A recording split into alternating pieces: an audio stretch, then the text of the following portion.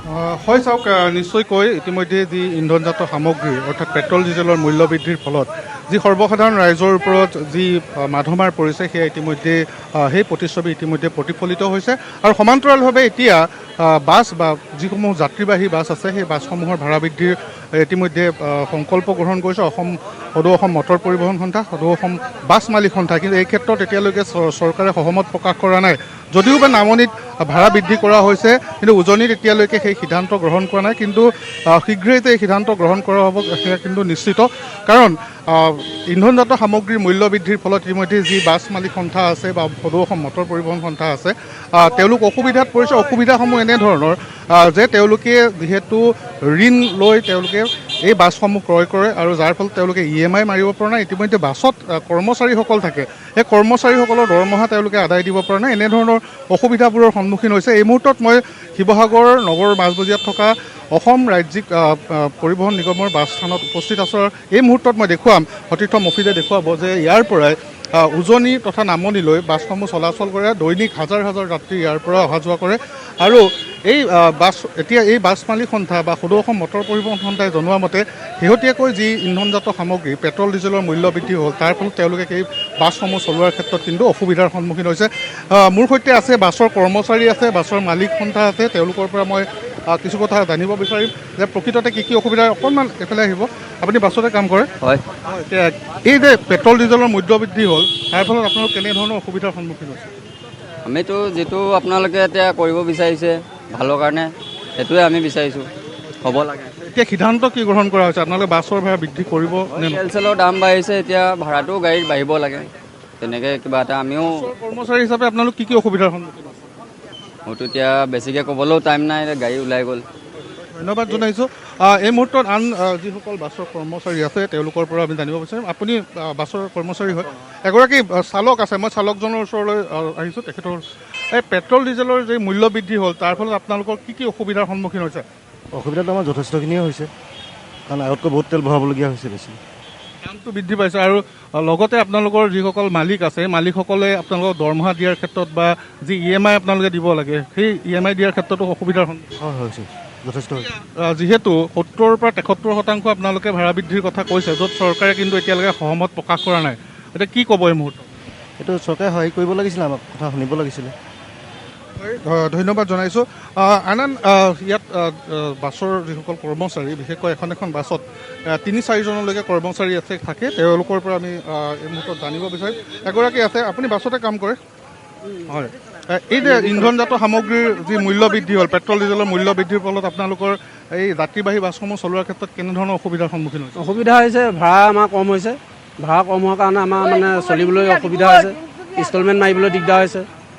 আৰু তাতে মানে পেট্ৰল ডিজেলৰ যিমান দাম হৈছে, এতিয়া মানুহে মানে ভাড়াটো দিবলৈও টান পাইছে, আমাৰ চলিবলৈ মেলিবলৈও অসুবিধা হৈছে। তাকে আপোনালোকে যি ভাড়া বৃদ্ধিৰ কথা কৈছে যে 73-ৰ পৰা 70% ভাড়া বৃদ্ধি কৰিব লাগে, কিন্তু চৰকাৰে কিন্তু এই ক্ষেত্ৰত কিন্তু মানি ল'লে ভাল হ'ব, কাৰণ আমাৰ ইনষ্টলমেণ্টো আছে, ঘৰ দুৱাৰ আছে, ল'ৰা ছোৱালী পঢ়ুৱাবলৈ মেলিবলৈ দিগদাৰ হৈছে, নিজৰে চলিবলৈ দিগদাৰ হৈছে।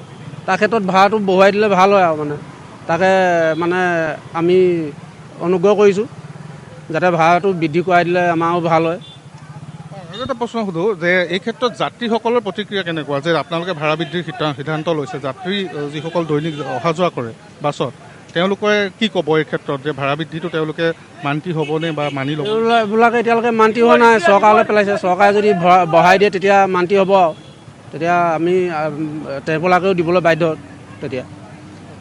ধন্যবাদ। মই আপোনাৰ পৰা জানিব বিচাৰোঁ, আপোনাৰো যিহেতু এটা পৰিয়াল আছে, এই বাছখনৰ পৰাই আপোনালোক চলি থাকে, কিন্তু 70-ৰ পৰা 73% ভাড়া বৃদ্ধি, যিটো হয়তো কোনো লোকে সহজতে মানি নল'ব পাৰে, কি ক'ব? মানিটো নলয়, কিন্তু আটাইতকৈ ডাঙৰ কথা হ'ল কি যে আমাৰ যিবিলাক প্ৰতিটো ক্ষেত্ৰতে এতিয়া কাগজ পত্ৰৰ পৰা আদি কৰি সম্পূৰ্ণ চৰকাৰে যিটো ৰূপত কৰটোবিলাক বঢ়াইছে, আমিতো চলিবলৈ উপায় লাগিব আমাক।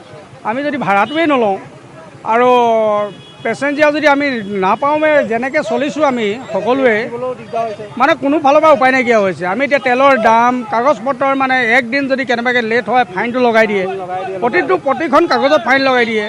এতিয়া কোনোবা এখন যদি এমাহো লেট লেট হয়, এমাহৰ যদি লেট হৈ যায় কিবা কাগজ পত্ৰ বনোৱা, তাতো এতিয়া পুলিচে ট্ৰেফিকে ধৰি লৈ ফাইন কাটিছে।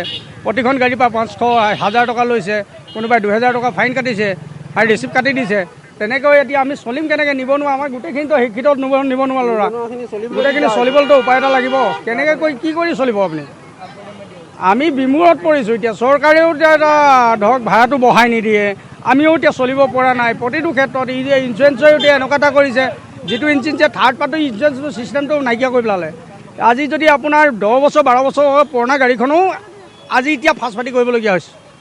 উপায় নাই, কাৰণ থাৰ্ড পাৰ্টিটো উঠাই দিলে, কাৰণ এখন ভেলু নাইকিয়া হৈ গ'ল গাড়ীখনৰ। 10-12 বছৰীয়া গাড়ীখনৰ ভেলু থাকিব কিমান? কিন্তু তাতো এতিয়া যদি আপোনাৰ 29,000-30,000 টকা দি পেলাই যদি আপোনাৰ ইঞ্চুৰেঞ্চে কৰিবলগীয়া হয়, তেতিয়াহ'লে গাড়ীখনে পায় কেইটকা? আপোনালোকৰ সিদ্ধান্ত কি হ'ব? যে ইতিমধ্যে আমাক লাগে চৰকাৰে এটাই সিদ্ধান্ত ল'ব লাগে যে ৰাইজেও নমৰক, অডিয়েঞ্চো নমৰক, ধৰক পেচেঞ্জাৰো নমৰক, আমিও নমৰোঁ। সকলো মাজত মিলা প্ৰীতি কৰি এটা ভাড়া বৃদ্ধি কৰি দিয়াটো আমি বিচাৰোঁ, কাৰণ তেখেতলোকৰ কিছুমান প্ৰব্লেম আছে। আৰু এখন গাড়ী এতিয়া ধৰক আমি ডিমৌৰ পৰা শিৱসাগৰলৈকে আমি মেজিক এখনে 40 টকা লয়, বাছখনে 40 টকা লয়। আজি যদি 60 টকা কেনেবাকৈ যদি ল'বলৈ হয় নহয়, পেচেঞ্জাৰো ডিষ্টাৰ্ব এটা হ'ব, অসুবিধা হ'ব অলপ। সেইটো আমিও বুজি পাওঁ, কিন্তু উপায়টো বিহীন গাড়ীৱালাইটো ল'বলৈ বাধ্য হ'বলগীয়া হৈছে। কাৰণ যিটো তাৰমানে কৰ বাঢ়ি গৈ আছে, তেলত প্ৰতিদিনেই বাঢ়ি আছে। আৰু আজি 1 মাহ নহ'ল, প্ৰায় ধৰা 15 টকামান বাঢ়ি গ'ল। তেতিয়াহ'লে আমি চলিম কেনেকৈ? 1 লিটাৰ তেলততো আপ ডাউন কৰিব নোৱাৰি। আমাক 300 টকা আপ ডাউন তেল লাগে। 300 টকা যদি এখন ছাইড আপুনি পাওঁ, তেতিয়াহ'লে আমি চলিম কেনেকৈ? ঘৰখন কেনেকৈ কি কৰিম? আৰু গাড়ী কাগজ পত্ৰ কেনেকৈ, গাড়ী মেইনটেনেঞ্চ কেনেকৈ কৰিম? চৰকাৰক কেনেকৈ টেক্স দিম? STC দিব লাগে আপোনাৰ, মাহে 2500 টকা STC দিব লাগে। আৰু গোটেই গাড়ীখনৰ মেইনটেনেঞ্চটো কমাই বয়স অনুযায়ী গাড়ীটো বেমাৰ ওলাবই। এতিয়া আমি চলিবলৈতো উপায় লাগিব। সেইকাৰণে আমি চৰকাৰকো যে কোনোবা এটা নিৰ্দিষ্ট নিৰ্ধাৰিতকৈ মানে পেচেঞ্জাৰো নমৰক, আমি গাড়ীৱালাখিনিও নমৰাকৈ এটা সিদ্ধান্ত কৰি পেলাই ধৰক আমি মানে কৰটো বঢ়াই দিবলৈ চেষ্টা কৰিছোঁ।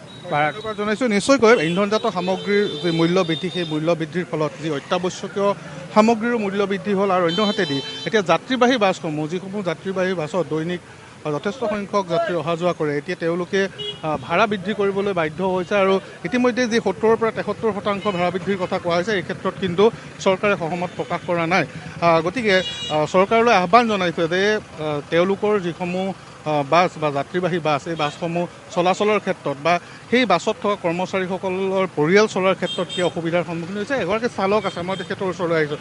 আপোনাৰ ওচৰলৈ পেট্ৰল ডিজেলৰ মূল্য বৃদ্ধিৰ ফলত আপোনালোকে এতিয়া ভাড়া বৃদ্ধি কৰিবলৈ চৰকাৰক অনুৰোধ জনাইছে বা দাবী জনাইছে, এতিয়া কি ক'ব? কেনেধৰণৰ অসুবিধাৰ আপোনালোক সন্মুখীন হৈছে? বস্তুৰ দাম বঢ়াৰ কাৰণে ভাড়াটো বঢ়াবলগীয়া হৈছে। আৰু আমাৰো দিগদাৰ হৈ যায় ন, তেলৰ বজাৰ পইচা নোলায়, আমাৰ মানুহ নুঠে। সেইটো কাৰণে কমাই দিলে ভাল হয় আৰু বস্তু। আপোনালোকৰ যি দাবী, সেই দাবী কিন্তু এতিয়ালৈকে চৰকাৰে মানি লোৱা নাই। নামানিলে তেলৰ দামটো কমাই দিব লাগে আৰু তেতিয়া ভাল হ'ব। আৰু তেলৰ দাম বঢ়ালে এতিয়া বস্তুৰ দাম বঢ়াবই লাগিব, আমাৰো ভাড়া বঢ়াবই লাগিব, তেতিয়া হ'ব। যি দাম জনাইছোঁ। আমি যাত্ৰীৰ প্ৰতিক্ৰিয়া লোৱাৰ চেষ্টা কৰিম। এই ক্ষেত্ৰত যিসকল দৈনিক অহা যোৱা কৰে, বাছত অহা যোৱা কৰা যাত্ৰীসকলে প্ৰকৃততে এই ভাড়া বৃদ্ধিৰ সন্দৰ্ভত তেওঁলোকে কি মতামত বা প্ৰতিক্ৰিয়া আগবঢ়ায়, আমি সেয়াও মন্তব্য লোৱাৰ এই মুহূৰ্তত চেষ্টা কৰিম। যিহেতু ভাড়া 70-ৰ পৰা 73% ভাড়া বৃদ্ধিৰ কথা কোৱা হৈছে, গতিকে এই ক্ষেত্ৰত যাত্ৰীসকল কি অসুবিধাৰ সন্মুখীন হ'ব। মই অকণমান আপোনাৰ ওচৰলৈ আহিছোঁ, এজন বয়োজ্যেষ্ঠ ব্যক্তি আছে। এই বাছৰ যি ভাড়া বৃদ্ধিৰ কথা কোৱা হৈছে, পেট্ৰল ডিজেলৰ মূল্য বৃদ্ধিৰ ফলত 70-ৰ পৰা 73% ভাড়া বৃদ্ধি কৰা হ'ব, এই ক্ষেত্ৰত যাত্ৰী হিচাপে আপোনালোক কেনেধৰণৰ অসুবিধাৰ সন্মুখীন হ'ব? অসুবিধাটো সন্মুখীন হ'বই লাগিব, কাৰণ পইচা আমাৰ তেনেকৈ নাই নহয়, এনেই চলি থকা মানুহে। আৰু গতিকে সেইটো বৃদ্ধি নকৰাই ভাল পাওঁ। আৰু অন্যনো কিটো আৰু কম, তাতকৈ তেলৰ দামেই কমাই দিয়ক, সেইটো কৰক চৰকাৰে, নহয় জানো? তাতকৈ আৰু ক'বলৈ একো নাই মোৰ। ধন্যবাদ জনাইছোঁ। যাত্ৰীসকলৰো সেই মন্তব্য যে ভাড়া হঠাৎ যদি ভাড়া বৃদ্ধি হয়, সেয়া তেওঁলোকে কিন্তু সেই বোজা ল'বলৈ তেওঁলোকে অপাৰগতা প্ৰকাশ কৰিছে। আৰু 70-ৰ পৰা 73% ভাড়া বৃদ্ধি এয়া কোনো পধ্যে গ্ৰহণযোগ্য নহয় বুলি তেওঁলোকে উল্লেখ কৰিছে।